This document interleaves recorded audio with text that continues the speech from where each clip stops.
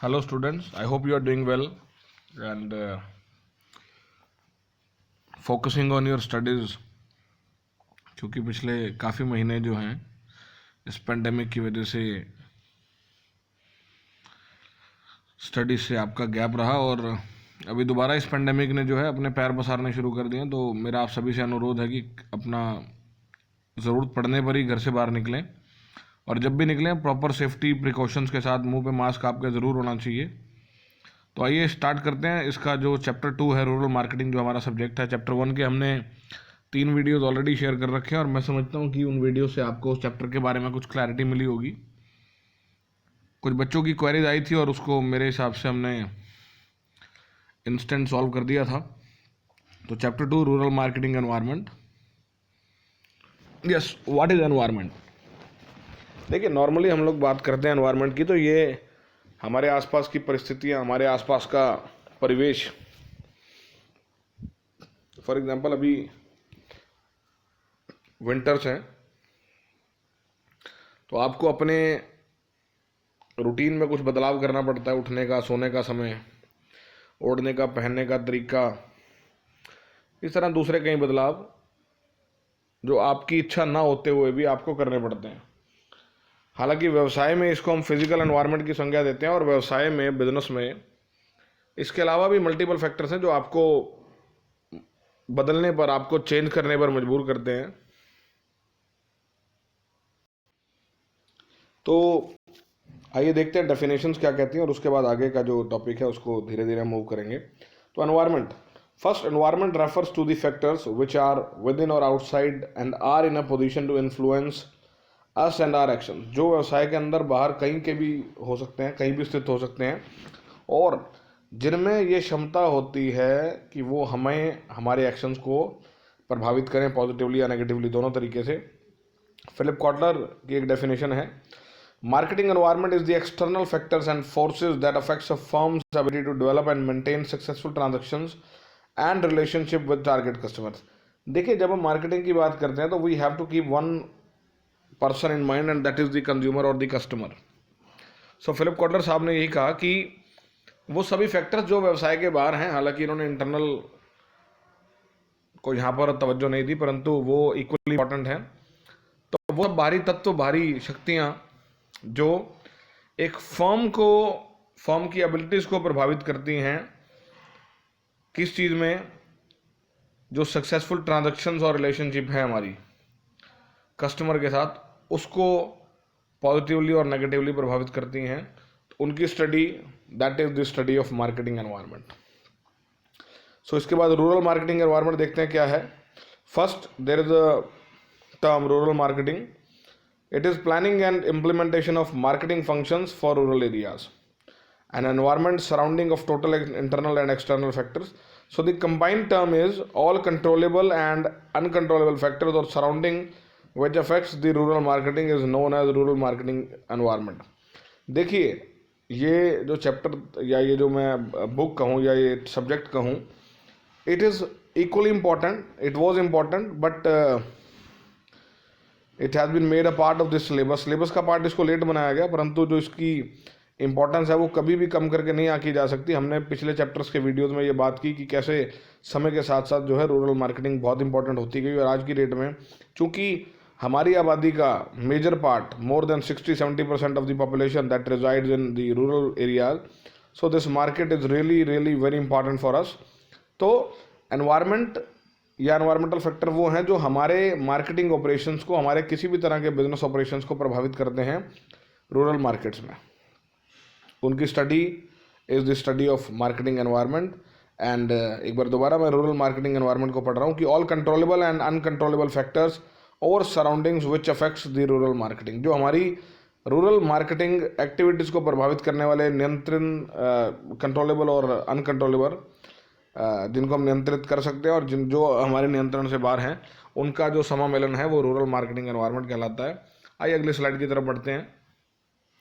Yes, characteristics first is affected by external factors. देखिए, कहीं ना कहीं बार बार एक्सटर्नल का उल्लेख आ रहा है, तो यहाँ मैं एक चीज़ क्लियर करना चाहूँगा कि जो हमारे इंटरनल एनवायरमेंटल फैक्टर्स हैं वो अपने आप में कंप्लीट हैं, वो अपने आप में अच्छा परफॉर्म कर रहे हैं, परंतु जैसे ही कोई एक्सटर्नल चेंज आता है, for example there is a change in the political environment, किसी राजनीतिक पार्टी का वर्चस्व स्थापित हो गया और उनकी जो पॉलिसीज हैं, उन पॉलिसीज के हिसाब से अब हमारी पॉलिसीज को बदलाव हमें करना पड़ेगा।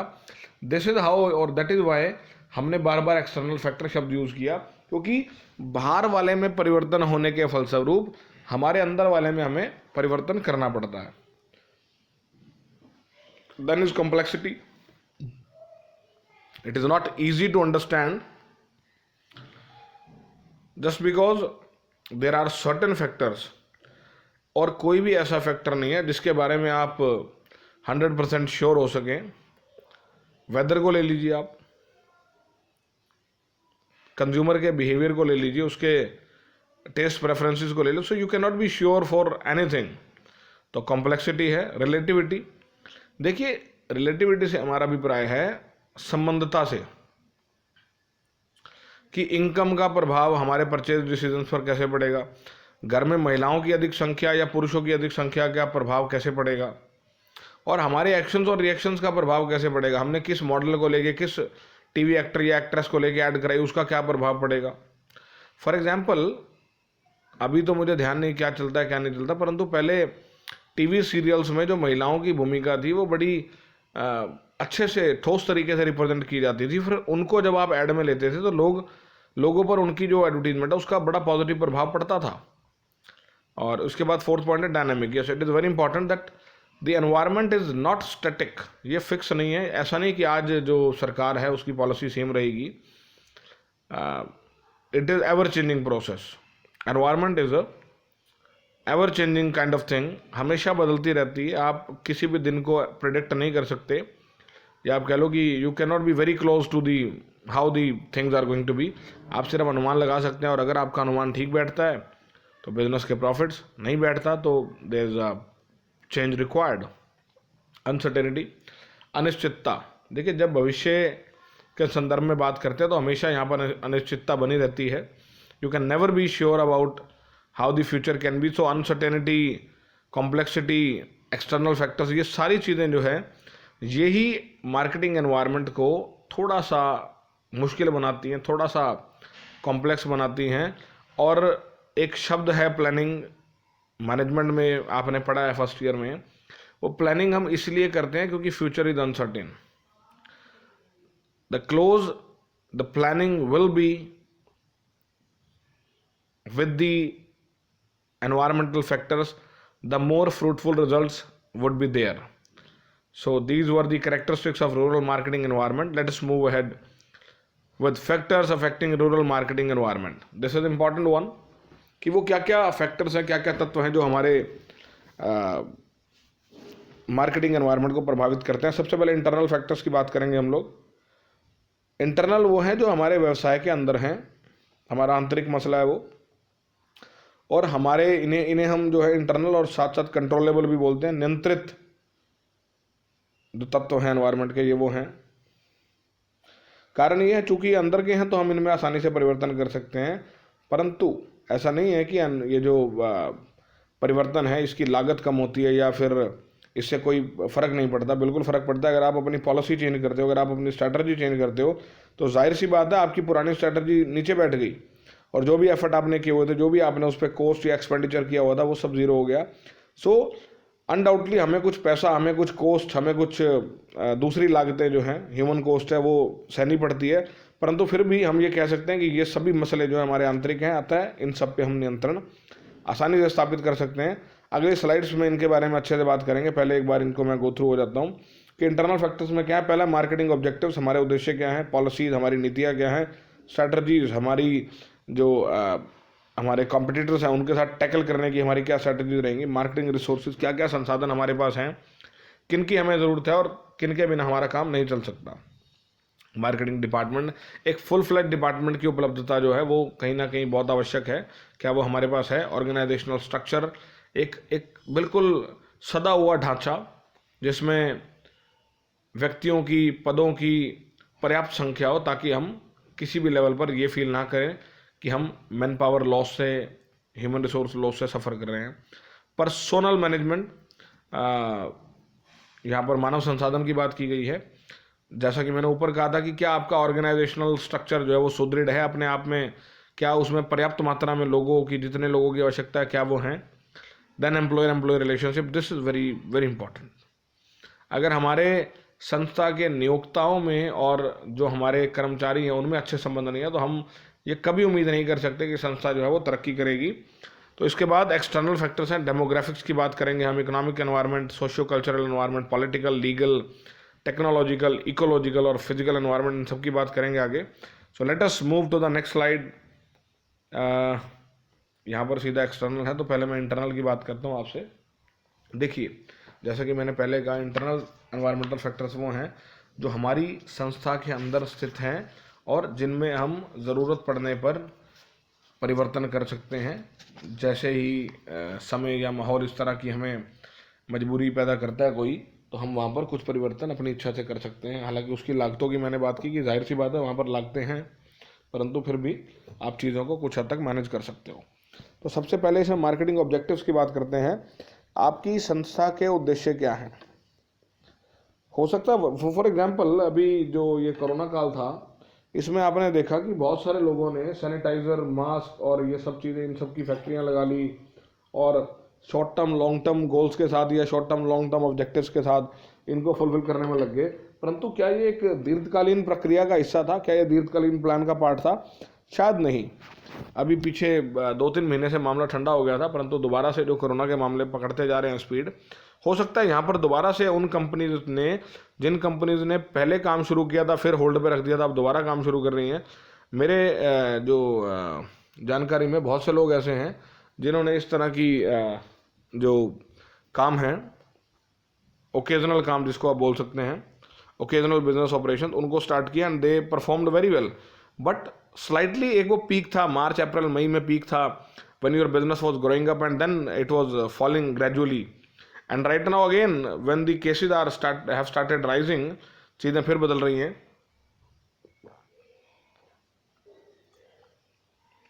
तो मार्केटिंग ऑब्जेक्टिव्स आपके उद्देश्य क्या है? सबसे पहले, क्योंकि उद्देश्य आपको रास्ता बताएंगे। उद्देश्य यह बताते हैं कि आपको क्या अचीव करना है और कहीं ना कहीं किस रास्ते पर चलकर आपको अचीव करना है। Then is marketing policies. Policies they are basically general guidelines, what to do, how to do, in what circumstances. For example, let us say the objective is to maximize the profit share. So policies may tell you which way you have to follow so that you can achieve that objective. Now, all the internal factors, they have a very close relation, or I should say the above point we have discussed, the relativity part. They all are related to each other some way, more or less. So policies, they will direct or redirect you to the objectives. Then is strategy. Now strategy and planning, there is a very minor difference. When we talk about planning, it is anticipating the future, भविष्य के बारे में पूर्वानुमान लगाना. But when we talk about strategy, it is predicting the future actions of the competitors and then making a counter plan to tackle them. कि एक ऐसा plan बनाना जो सामने वाले के एक्शन को, सामने वाले के प्लान को मद्देनज़र रख के बनाया गया हो, ताकि आप हमेशा उसके ऊपर अपना एक वर्चस्व जो है वो कायम रख सकें. So strategies are equally important and I must say that all these factors, they are supposed to be flexible. The objectives are supposed to be flexible. The policies, the strategies, everything we are including in this internal factors is supposed to be flexible, because flexibility is something which will lead you to somehow a better position. Then is marketing resources. Look, when we talk about full-fledged operations, we have to have a team.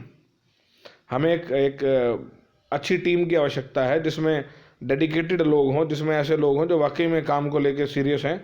So what are the resources we have. ना केवल यहाँ पर human resource की बात कर रहा हूँ मैं, फाइनेंशियल रिसोर्सेज की बात कर रहा हूँ मैं, ट्रांसपोर्टेशन रिसोर्सेज की बात कर रहा हूँ, बिकॉज रूरल मार्केटिंग में थिंग्स आर वेरी इंपॉर्टेंट. ये सब चीज़ें देखिए, सिंगल फैक्टर इंपॉर्टेंट है. फॉर एग्जाम्पल, टीवी पे यू आर वॉचिंग एडवर्टीजमेंट, आपके बच्चे ने टीवी पे ऐड देखी, देयर इज अ चॉकलेट, और most of the time it happens to kids और इवन अस ऑल्सो. हम लंच कर रहे हैं, डिनर कर रहे हैं, and suddenly there is an advertisement from some ice cream brand. तो एकदम वो डिज़ायर सी जागती है कि यार आइसक्रीम खाने की इच्छा हो रही है, चॉकलेट खाने की इच्छा हो रही है, and you rush to the nearby shop. आप नज़दीकी दुकान पे जाते हो. यहाँ पर देखिए इंपॉर्टेंट क्या, आपने ऐड देखी क्वालिटी वॉल्स की और आइसक्रीम मिल रही है मदर डेयरी की. Now one, ice cream is important, second brand is important. But if you find the brand equally important, equally good, then you buy it. Ad दो की क्वालिटी वॉल्स ने और फायदा ले गया मदर डेयरी वाला. So you have to be very very very careful for this, that you have to be enriched with the resources as per requirement. तो आपको सभी संसाधनों को अपने साथ लेके चलना है. Transportation is very must, and so is another all the other factors. सभी चीज़ें ज़रूरी हैं. तो रिसोर्सेज जो है, संसाधन संपूर्ण होने चाहिए आपके पास. एक full fledge department, marketing department जो है, जिसका काम होगा अपनी मार्केटिंग एक्टिविटीज़ को रेगुलेट करना, मैनेज करना और परफॉर्म करना. हम कल को ये ना कहें कि जी आप बताइए कि फलानी जगह पे जो है हमारा प्रोडक्ट क्यों नहीं बिक रहा, और आप ये कहें सर वहाँ तो हमारे पास डिलीवरी बॉय नहीं है. So this is the kind of excuse why there is no delivery boy. I would like to talk about bread. There is a company named Britannia, and they have given advertisements in the year 2004 when the Cricket World Cup was happening. So at that time they have given very huge advertisements, and I think they are making money out of that even today. तो मसला क्या है कि Britannia ने add दे दी, अमूल ने add they the, and मैं आप सभी को एक असाइनमेंट दे रहा हूँ. आप अपने घर के आसपास किसी किराने की दुकान पर जाइए और आप पाइए कि वहाँ पर ब्रिटानिया का ब्रेड मिल रहा है या नहीं मिल रहा. और अगर ब्रिटानिया का मिल रहा है तो what are the close competitors. और उस दुकानदार से अगर आप ये बात कर पाएँ कि sir what is the percentage of revenue. For example, अगर आप 20 ब्रेड रोज के बेचते हैं, how many of them are from Britannia, how many of them are from Bonn. और एक वो यमुनानगर में एक ब्रांड और चल रहा है, that is named as Daddy. So वो डैडी ब्रांड के कितने बिक रहे हैं. मुझे लगता है कि यहाँ की मार्केट में जो है वो डैडी ब्रांड अच्छा परफॉर्म कर रहा है. And also if you can dare to ask that what is the amount of profits, आप पाएंगे कि देखिए एक कंपनी तो खर्च कर रही है टीवी एडवर्टीजमेंट्स पे, और दूसरी कंपनी खर्च कर रही है ह्यूमन रिसोर्स पे. आपने दुकानदार को मार्जिन दे दिया. मान लो ब्रिटानिया अगर 2 रुपये दे रहा है, आपने 3 रुपये दे दिए. So you are focusing on the middle man. And yes, the impact of middleman is so huge that it can, wash the impact of advertisements. TV पे अमिताभ बच्चन जी ने आपको कहा कि आप गले में खराश है तो आप ये गोली लीजिए. आप एक दवाई की दुकान पे जाते हैं, उसको कहते हैं भाई ये वाली गोली देना, और वो कहता है कि सर आपके गले में खराश है तो इससे बढ़िया ये है. आप उसकी बात तुरंत मान लेते हैं. सो you can not leave even a single error, single problem कि भाई मैंने तो ऐड कर दी, मेरा काम खत्म. No, it is never over. Marketing is an never ending program. It is long lasting. आप ये चलता रहेगा. You have to manage yourself according to this. So you can not never complain about कि मेरे पास ये नहीं है. मैंने जो ब्रेड की बात शुरू की थी, I have seen so many areas where वो अपनी पहुंच नहीं बना पाए. Certainly they are somehow lacking the kind of team, delivery team. Then is organizational structure. ये पॉइंट मार्केटिंग डिपार्टमेंट और मार्केटिंग रिसोर्सेज कहीं ना कहीं आपस में जुड़े हुए संबंधित हैं. So organizational structure talks about the structure of roles, कि मेरी संस्था में क्या क्या डिपार्टमेंट्स होंगे, क्या क्या रोल्स होंगे, क्या क्या पोजीशंस होंगी, क्या क्या व्यक्ति होंगे, क्या क्या उनके काम होंगे. So you have to have a full fledge team of people जो कि दिल से संस्था के लिए, कंपनी के लिए काम करने को तैयार हों. Then is personnel management. यहाँ पे आई थिंक स्पेलिंग एरर हो गया मुझसे, यहाँ पर पर्सनल लिख दिया, इट वॉज पर्सोनल. NNEL आएगा यहाँ पर. पर्सोनल होता है human resource. So you have to have a team of people and every individual is supposed to be superb in his work. उससे ये उम्मीद की जाती है कि वो अपने काम में बिल्कुल पारंगत हो और अच्छे से अच्छा वो परफॉर्म करें. And only then you can expect to conquer the market. Then is employer relation. I have earlier talked about this. It is very important. देखिए सभी लोगों की ज़रूरतें अलग अलग हैं, सभी लोगों की जो आवश्यकताएं हैं वो अलग अलग, परंतु एक चीज़ जो सब में कॉमन है, that is love, respect and good amount of money. Everyone wants love, respect and एक सेंसिबल अमाउंट ऑफ मनी जो वो काम कर रहा है उसके एवज में उसको मिले. So if you are employer is fulfilling all these three things then there are probably no reasons कि एम्प्लॉय आपको छोड़ के जाए. अगर आप अच्छी उसको वर्किंग कंडीशंस दे रहे हैं, ये सब कुछ आपने अच्छा कर दिया तो चीज़ें ठीक रहेंगी. एंड एम्प्लॉय का भी ये दायित्व है कि वो एम्प्लॉयर के सुख दुख में, अपनी कंपनी के सुख दुख में कंपनी के साथ डट के खड़ा रहे और उसको सपोर्ट करे. So everybody, this was the internal factor part, and this video has gone to a length of 20 minutes, and I think this is enough for this video. So I am uploading this video, and the external factor video will be uploaded in an hour. So keep watching and keep giving your reviews on this. Thank you so much. I think I made the internal factor part clear. In case any issue, in case any doubt, you can reach me on my contact number or email ID you already have. Thank you so much. Good day.